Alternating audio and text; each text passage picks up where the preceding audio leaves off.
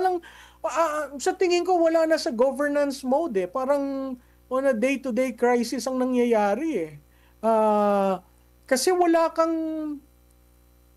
yung erosion ng trust, ganun na lamang.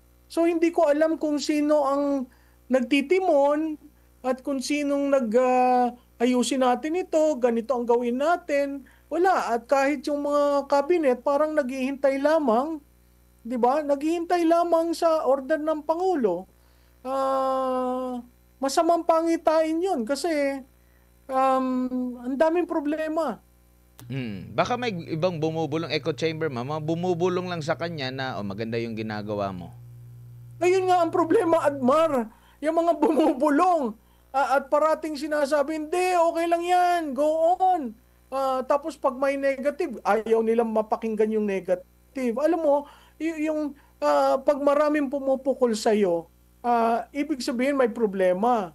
Kung isa lamang ang pumupukol sa'yo, o ayun, politika. Pero pag marami, at nakikita mo sa manifestation ng stock market, ng peso US foreign exchange, nakikita mo sa presyo ng bilihin, those are markers that are very, very important for governance.